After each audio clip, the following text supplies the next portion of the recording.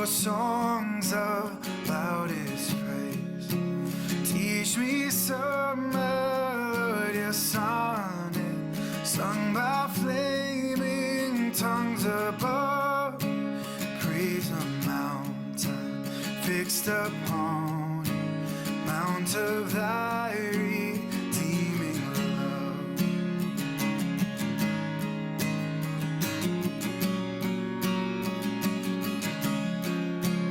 Here I raise my Ebenezer, here by thy great help I've come, and I hope by thy good pleasure safely to arrive at home. Jesus saw me when a stranger, wandering from the fold of God, he to rescue me from danger, interposed his precious blood.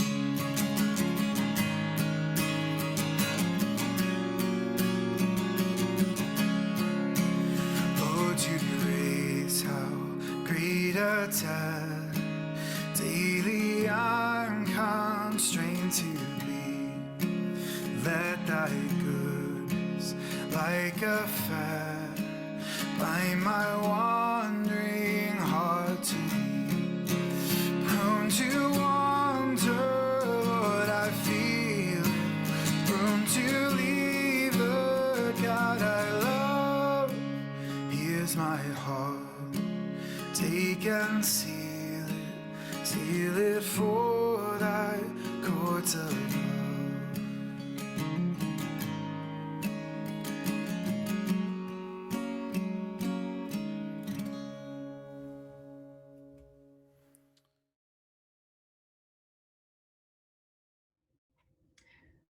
Good morning, friends. We're happy to be with you today, and thank you for inviting us to share with Honey Creek, New Providence. We are Shawn and Katrina McConaugheys, and we're field staff with Friends United Meeting, and we are also friends from the Northwest. We're both from Oregon, and but we're happy to be a part of the Friends United Meeting family. We're also, I don't know if you guys remember, but we remember getting to come visit Honey Creek, New Providence when we did our deputation 3 years ago. And we enjoyed a pie social and sharing with y'all and the community breakfast. So that was a good time. And we're surprised that 3 years has gone by quickly, and here we are again. So thank you for inviting us to share with you. And we're just gonna share. I guess it's not gonna be a scripted video, but in a little bit, we're gonna do a screen share, and hopefully you'll be able to see that and still see us. So this is the point where if this was a live Zoom, we'd go, can you see our screen? But like I said, we are, hopefully you can see the screen, and we are field staff with Friends United Meeting, and we work in East Africa, primarily in Kenya, but it includes our neighbors in Uganda and Tanzania. And then it spreads out a little bit here and there in other ways as well. So yeah, I guess you can see Uganda is on our west and Tanzania is down below us to our south. So we live on, we live on Lake Victoria, which is the second largest lake in the world. And we live in Kisumu, and which is the third largest city in Kenya. So it's our home and also where the Africa Ministries office is. So, but most of our work is outside of Kisumu, around in different parts of Kenya. So that's just a little introduction about ourselves and who we are. And I'll turn it over to Shawn. You can see we've taken the map of Kenya especially, and we've drawn some rough circles around different parts of Kenya. And for those of you who have visited Friends in Kenya, you'll be familiar with some of these names and places, but you can see that the well, I guess our black circles, they're places where a majority of the Quakers live in Kenya. And Friends missionaries came in the early 1900s, 1902, 1903, and landed in the Kisumu area. Actually took the train from Nairobi all the way from Mombasa to Kisumu, and then walked up the hill where they began the ministry in the Kaimosi area, which we'll talk about in a little bit. Eventually, Friends migrated to other parts of the country, and so Friends churches migrated to those places where the mostly Luya tribe Friends went. And then other mission points popped up, and you can see up in Turkana and north in Samburu, north central Kenya. And then also more recently, there have been ministries outreach to the Maasai in the southwestern part of Kenya, and then of course on into Tanzania. So there have been a number of places that Friends have reached, and of course Friends are also all the way to the coastal areas up and down the coast. So you can say Friends are from coast to coast, the coast of Lake Victoria all the way to the coast of the Indian Ocean, and north to south, pretty much the whole way. We know that the theme, Joyous Partnerships, is one that you're talking about some, and we like that theme. And it's a great reminder of just how it is that we are working together. And of course, I don't know the scripture that you might be using, but this one was an obvious one to us, found in Philippians 1, 3 through 6. I thank my God every time I remember you. In all my prayers for all of you, I always pray with joy because of your partnership in the gospel from the first day until now, being confident of this, that he who began a good work in you will carry it on to completion until the day of Christ Jesus. And there, two or three things in here that stand out. And one of those is that this is the way that Paul is speaking to the church in Philippi, and I like it that he says that he remembers them. We have been here in the United States for a couple of months, and often our conversation is about people in Kenya that we know and that we wonder what's going on with them. And there have been a couple of deaths of leaders since we've been here, of some of our Friends leaders. And so there's this remembering that happens. There's this stage of not just getting to know people, but we know that we will always remember. In many ways, Kenya, whenever we end up coming home, we know that these folks will be people that we remember for a long time.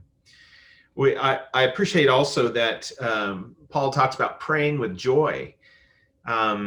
Again, we have so many opportunities to experience the joy of ministry and the joy of just knowing some of these friends that we're going to talk about here in just a minute. And it's because of this partnership in the gospel that we find joy. There's this commonality. There's something that pulls us together. And of course, that partnership is not just our friends in Kenya or in East Africa, but it's also our friends in Iowa and our friends in Indiana and North Carolina and other places that FUM exists, Belize and other places like that. And we're partners together in the gospel, and that there's something that unites us in that, and there's something that pulls us together. And of course, American friends and Kenyan friends have gotten to know each other, and some of you have been to Kenya, and some Kenyans have been there. and you've gotten to know one another. And then also we just wrote this week a bunch of our thank you notes for our donors, and it reminds us of that partnership as well. And we're thankful for the partnership that we have with individuals and with churches and yearly meetings that are partners of ours and partners of the ministry of FUM. And so we're glad for your partnership, and we want you to meet some of the people and ministries that we get to partner with and walk alongside. So the first project partner that we want to talk about today is Friends Theological College. And I guess part of our job at the Africa Ministries office is to work directly with the project partners.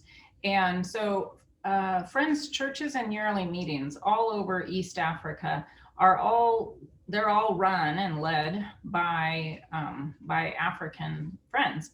And so are the project partners that we work with. But it's an opportunity for us to be liaison between North America and East Africa, and to somewhat to work with their boards of directors and communication and some of that kind of thing. So Friends Theological College is doing an awesome job. They are in the Kaimosi region that Shawn talked about, where the mission originally started on that original property in 1902. And they are, I think, they're a beacon of hope for me, in a place where, like it or not, the church struggles with kind of tribalism, but FTC is a place that works hard. They might not be perfect, but they work hard to welcome pastors in training from every yearly meeting, from every tribe, and from every country around the area. And to me, it's a sign of hope that they are working to overcome some of their own boundaries that have been kind of inadvertently made.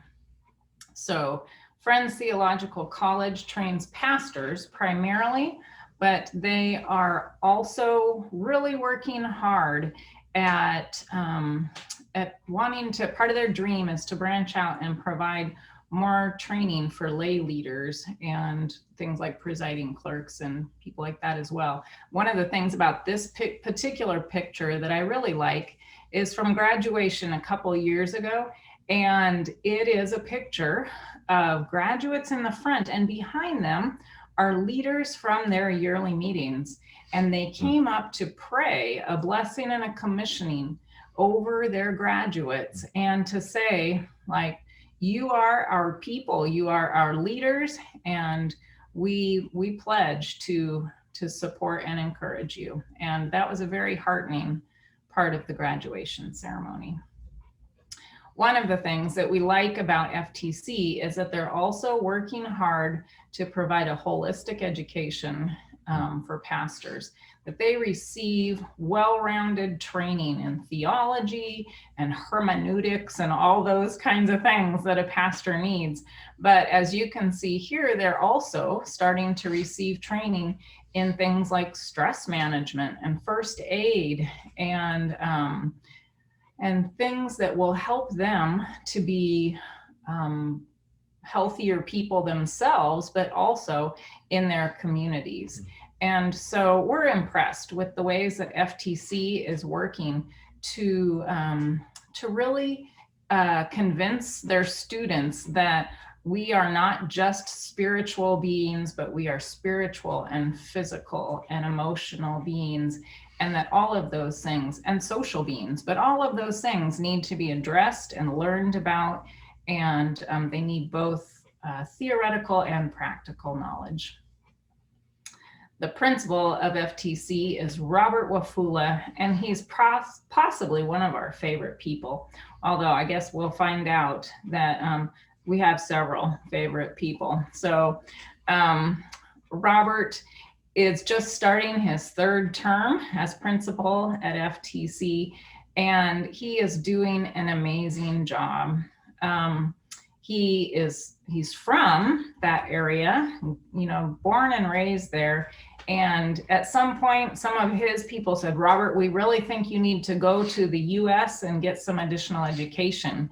And he did. And then after several years, some of those same people said, and now, Robert, it's time for you to come back and use that education for your people. And that is exactly what he's doing. So he's really raising the standard and the level of almost everything at the school. And in the last few years, FTC has become accredited by it's the Association of, they accredit theological schools in Africa. And now FTC is one of only 14 accredited seminaries in Africa. And that's really, it was a high standard and quite an accomplishment. And we're really proud of them. And so we're thrilled with that accomplishment. Another one of our project partners is the Friends Church Peace Team. And it's a little bit of it's harder to define. There's not a place like FTC, but it's one of those things that someone described it once as, it's a little bit like the Holy Spirit is working through Friends Church Peace Team. And I don't always know exactly how, but it's pretty clear that the Holy Spirit is working through it. FCPT. If you've heard of that, well, whether or not you've heard of them before, they formed really as a leading of the Spirit and to address a crisis after some post-election violence back in 2007 and 8. And it really, it spoke to the need of the time and did some dramatic work at the time. And I think over some years, they started to wonder, is there still a need for FCPT? And in the last couple of years, as they've gone around and done some workshops and meetings and different yearly meetings, it is still convincing that yes, there's a need for Friends Church Peace Team.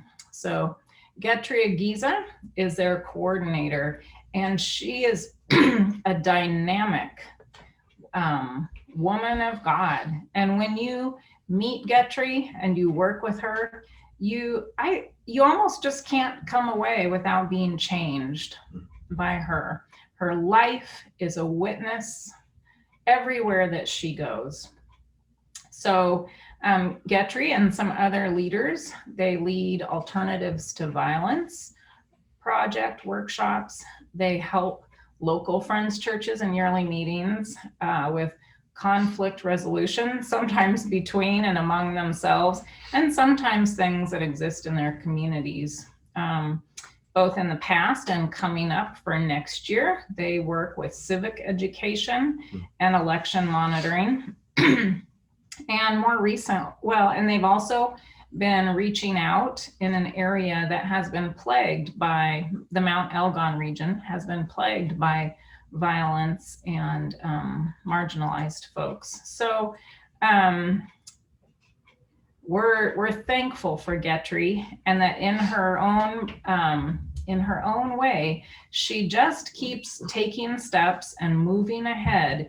And when the Spirit says work, she works, and she puts her all into it. And we're thankful for Getri and Friends Church Peace Team. Yeah, I think I've heard you describe Getri as a force of nature. She is.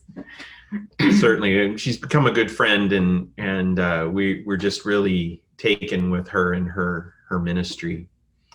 In a third project that we work with is the mission in Turkana, and you can see on the map that up in the northwest corner of Kenya is the Turkana region. There's a county, Turkana County. This includes also the Kakuma refugee camp, in which now we have 3 churches, 3 Friends churches in that, 2 in the camp and 1 right outside the camp.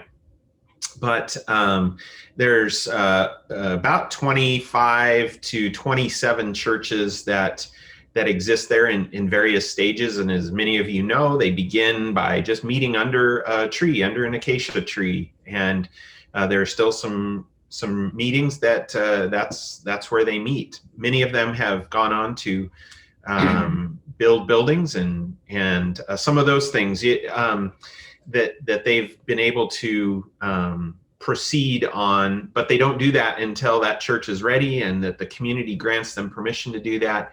It's really an interesting place to visit. It's one of our favorite places to visit, and we always feel welcome there. And you'll note that this last year in 2020, they celebrated 50 years as a mission. They grew out of a concern that North Yearly Meeting had, and so one of the first missionaries there was from the Kitale area, and he went to Turkana to begin work with friends there.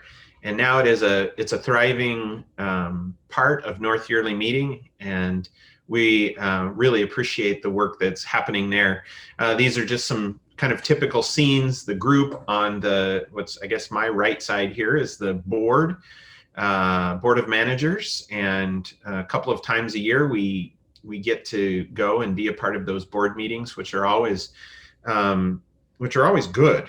Actually, it's been interesting that we've been able to meet by Zoom recently, and that was a surprise to us that we were able to pull that off. But sure enough, we were able to do that, and so we enjoy our visits to Turkana. Just some more scenes. The picture on the left, the woman named Zelika, she is from Western Kenya. And often when we go to Turkana, it feels like such a different world. In fact, the Turkana people often ask, how is Kenya? Because they don't always think of themselves as part of Kenya. Zelika is the president of Usfw Kenya. And we took her with us on one of our visits. And she said to us, I am in my 60s. And I've lived in Kenya all my life, and I have never understood that this place like Turkana existed, and that it was so different. I had no idea it was like this. And from her visit with us, she has sparked the women in Western Kenya to create all kinds of partnerships and relationships with the Turkana churches, and several truckloads of food and clothes and building materials have gone to Turkana because of Zelika's passion and the women of USFW Kenya really creating that. And Turkana women have come, leaders have come to visit Western Kenya, which is also new to them. And so there's a lot of good cross-pollination that's happening there. And it's a partnership that she could do that we couldn't. I mean, right. She's creating partnerships we would never be able to do. Yeah, that's a great point. I know a number of you have been able to meet John Losike Moru, and again, he's another one of our favorite people to work with. John has been at the Turkana mission. He is a Turkana, and so his leadership has been so vital to the mission really taking off. Now, he and his wife, Grace, they want to retire so that they can go be missionaries in South Sudan, where they feel really called. In fact, it would be John's dream and Grace's dream that Turkana Mission would be the sending body for them to go to minister in South Sudan. And we see that moving actually to fruition. Another year from now, there will be a new director, and John and Grace will be working towards moving ministry towards South Sudan. And we're really excited for him, although we hate the idea of him not being around the mission, because he's just a terrific leader. And those of you who have met him know what a kind and gentle man he is, and the way that he really leads folks and leads with Christ-like spirit. Those were three that we particularly wanted to highlight, but you should also know that Lindy Friends School, which is in the Kibera slum region of Nairobi, is another one of the projects. Nairobi Yearly Meeting gives a lot of help and support. There are not only the Lindy Friends School, but in that slum area, which was one of the largest in the world, also has 4 Friends churches in it. And so they have a school, and I think it goes to 8th grade, maybe K through 8, or maybe younger than that through 8th grade. But this is a board meeting on the right, but you can kind of get a feel for it's tightly packed. The sanitation is not good in the slum area, and plunked right in the middle of Nairobi is this really challenging area. And yet the Lindy School is doing great work there. Many of you know about Friends Lugulu Mission Hospital, which is much farther north of us in the Lugulu Webuye area. And they serve thousands every year. And they are, let's see, what level hospital? I can't remember. 4. And a level 4 hospital, which means they're able to do a lot more things than many hospitals. And so they have had, of course, American doctors who have been a part of the hospital staff, but currently it's all Kenyan led, and they seem to be doing quite well, continue to improve on their facilities, and find new ways to serve their community.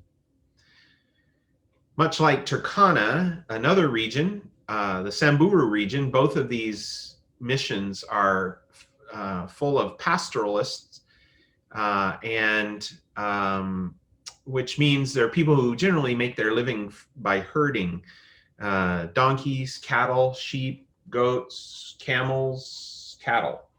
That's generally the herds, and largely are nomadic, although that is becoming more challenging for both the Turkana and the Samburu now as roads and buildings and fences go up all over Kenya. But Samburu, like Turkana, is another place that we love to go and to visit, and we've gotten to know leaders and pastors there and have really enjoyed that opportunity. A lot of people have been asking us how the COVID pandemic is impacting Friends Ministries in East Africa. And excuse me, so we just thought we would share a little bit about that with you. The Kenyan government, at least, took very quick and decisive action when the pandemic began. And they closed schools in March, and just now, in January, opened them again. And they can close them like countrywide, every school age 3 through university. So it was pretty drastic.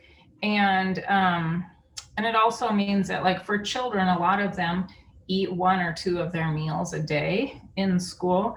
And that's hard on the children and their parents when they're not able to provide meals for them as regularly. Excuse me. One of the things that FCPT, Friends Church Peace Team, has not been able to do many of their regular programs, meetings, and conferences because of restrictions. But they have found other ways to minister by reaching out to vulnerable girls and maybe lots of community people. But they have found that while schools were closed, that girls were particularly vulnerable to various kinds of abuse and being taken advantage of. And so FCPT finds a need and takes action. And it's been impressive to watch them become involved. And this has included some legal help as well as some very practical help in terms of girls often in the high schools and middle schools are able to get sanitary pads and some of those things, and they aren't able to get those. They don't have the money for that. And so FCPT has taken that on as well as some protection of some children that have been horribly abused. An exciting development was that as people around the world we're raising relief funds for COVID, and your church may have participated in that as well. But friends in East Africa also, they were kind of buoyed up by that international participation of raising relief efforts. And the director of our office, John Mahanji, was so encouraged to see that many times in the past when there have been crises or disasters, that the friends in Kenya kind of waited for other people to take offerings and to send relief money. But this time they joined in and contributed a seriously good percentage of the funds that were collected together. And then they decided together in a collaborative way how to use those funds for helping the some friends related schools, clinics, and a variety of things, helping pastors. It was very encouraging to see Kenyans themselves step up and participate. A big challenge was that FTC got closed down along with all the other schools, but they really rose to the challenge. They scrambled around, and people have been asking FTC for quite some time, when will you offer online classes? And they say, oh, our internet's not very good, and oh, that sounds hard. I don't know when we'll ever do that. And suddenly this was their opportunity, and it was kind of a sink or swim thing, but they rose to the challenge, and they have done very well at moving and training everyone, staff and students, into an online platform. And school for them just opened again face-to-face in January. But it really is a thrill to see how FTC responded to the challenge of this crisis. And it's kind of a silver lining for them. Shawn mentioned that we have been able to have Zoom meetings in places that we couldn't get to, like we might normally. But even with the Turkana board, we met with them over Zoom. And afterwards, we thought, we never dreamed that would happen. A group of board members would sit under a tree and use a phone. And we sat in our house, and people were in, some others in a church, and we had a board meeting over Zoom. And it's not easy, and internet reliability is quite a challenge, but people have been figuring it out. And so we're really pleased with that. Kind of a highlight for us personally is that the FUM Global staff started meeting weekly over Zoom. And at first it was kind of seemed like necessary crisis management or stress management. And yet it has turned out to be a joyful thing for us. And we realized that when we left for Kenya, there were other staff people for FUM that, because we work on 3 or 4 different continents, we didn't all know each other. Yeah.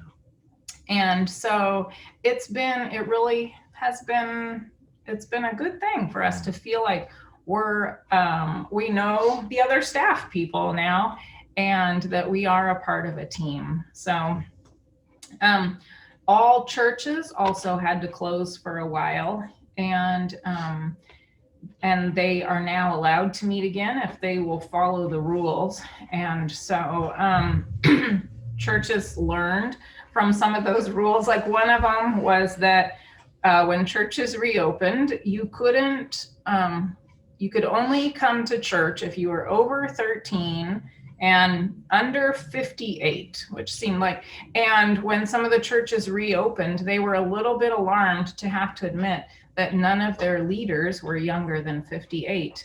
And so they started saying, somehow we have to get on board with mentoring and training and allowing younger people to be leaders. And so it was interesting, and pointed out areas for improvement when they realized they couldn't run their churches with who they had. There's So been some realization that their ability to communicate is really dependent on face-to-face meeting, which makes sense. But then when they were in this time where people were isolated, they realized the need to really find new ways to care for one another. I thought was a helpful realization. Yeah. Just countrywide, there is COVID, and it's growing probably just like everywhere else, but really it has not been nearly as bad as everyone expected. In fact, some of our friends in Kenya felt sorry for us. They're concerned that we were going back to the United States when it looks much more dangerous here. But the government did take fairly early and decisive action on a number of things. And there are things like curfews and a lot of limitations, but they believe they have flattened the curve and are kind of, there's not a lot of medical resources, but it's going better than anybody really hoped. We don't have, there's no clear plan for like a vaccine rollout yet, but they are working on that. And so I would expect that sometime this year there will be signs of that. Yeah, it sounds like the AstraZeneca company will be one of those that works closely with Kenya to do that. We wish we could ask or let you ask questions about things. I'm sure we'd love for you to write to us if you have other questions about some of this. One resource that I would point you to that's really helpful is the FUM Friends United Meeting website. And I don't know how much you go there, but this is a great place when we're talking about partnerships. This is a great place for people to get information and to join in the opportunity of giving. And you'll notice that on every page of the website, there will be this green donate button up here, and it takes you to a place where you can pick the different ministries that you would like to donate towards, and it allows you a much easier way to give. So we would invite you, but it's not just that. There's just all kinds of information, as well as the e-news that comes out weekly. We write in that. You won't see necessarily names of who authored what, but there are updates about Kenya almost weekly in there, various things that are going on, news stories. They're brief, and it comes to your email. And so we'd recommend that you get signed up with that, and you can do that. You can do that through the website here. And so we would encourage you to do that, and we're glad to have you as partners as well, and we're thankful for that. What other things should people know? I'm just trying to think what might be helpful for you. Well, I just was gonna add that these ministries that we've highlighted are really just the project partners that we work with, and that fall directly under our responsibility. But that is not all that's going on. And you might also have heard of or be familiar with, one of the growing edges in East Africa are the Friends churches in Tanzania. And you can pray with us and with friends, as really the hope is that, they're growing on their own, but that I think our hope and prayer is that Kenyan friends will see it kind of as their mission field, and that instead of just feeling like they are or were a mission field themselves, but that they are senders and givers and goers themselves. And so That's not an area that we work directly with. That's more under the leadership of our director, John Mahanji. But there's a lot of stuff going on. And, you think about it's 20 yearly meetings or more and a lot of different ministries. So all we've really highlighted today is the project partners that we work directly with. So there is more information on the website. And if there's other things you're interested to learn more about it, like Shawn said, just send us an email and we'd be glad to do question and answer that way. I'm sorry, we didn't put our email address on here, but they're fairly easy to follow. It's Shawn M at friendsunitedmeeting.org, and Katrina M at friendsunitedmeeting.org, and those will get to us, and we'd love to be able to answer questions, and hopefully we'll get to be able to be in your meeting house again at some point and not doing everything by Zoom or video. We also hope this weekend that the storm hasn't been so bad. FUM.org. Oh, FUM.org. Oh, I said it wrong. So it's Shawn M at FUM.org and Katrina M at FUM.org. Apologies. So we hope the storm is not too bad that you're experiencing this weekend. We hear that it could bring a lot of ice. So we're hoping that you've escaped that and that you're doing well. Please continue to pray for East African friends and the many things that are happening there that are beyond what we can even mention today. You can pray for us as we continue to be a part of what's happening in East Africa among FUM churches, and pray that you will just found this to be helpful today, and we look forward to seeing you again sometime.